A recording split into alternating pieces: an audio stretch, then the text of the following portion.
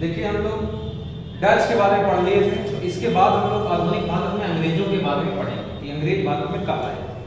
तो अंग्रेज की हम चर्चा करें तो अंग्रेज 1600 ईस्वी में ईस्ट इंडिया कंपनी की स्थापना किया था, और ईस्ट इंडिया कंपनी की स्थापना किया जिसमें इंग्लैंड की महारानी एलिजाबेथ प्रथम और मुगल बादशाह अकबर के बीच में समझौता हुआ। 20 साल के लिए ईस्ट इंडिया कंपनी की स्थापना की गई 1600 ईस्वी।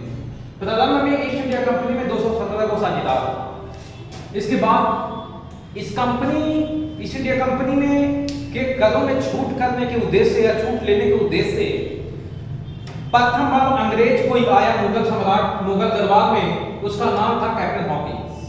लेकिन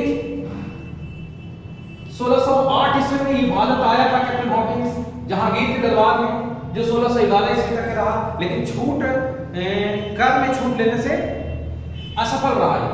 कर में इसे छूट नहीं प्राप्त हुआ, यानी कि जहांगीर इसे छूट नहीं दिया। इसके बाद सर थॉमस रो 1615 ईस्वी में आता है और जहांगीर के दरबार में आया, जो 1618 ईस्वी तक रहा, और इन्होंने भारत में ईस्ट इंडिया कंपनी में छूट प्राप्त करने में सफलता हासिल किया। जहांगीर के दरबार में भी आया और ईस्ट इंडिया कंपनी में छूट हासिल करने में सफलता प्राप्त की।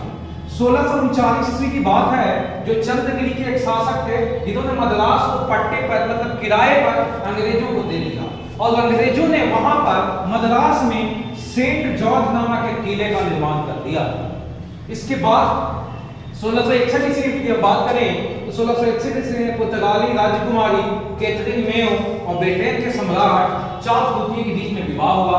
इस विवाह में दहेज के रूप में पुर्तगालियों ने चार्ल्स द्वितीय को बंबई प्रांत दान में दे दिया या दहेज में दे दिया। इसके बाद हम लोग अंग्रेजों के बारे में अगला टॉपिक में पढ़ेंगे।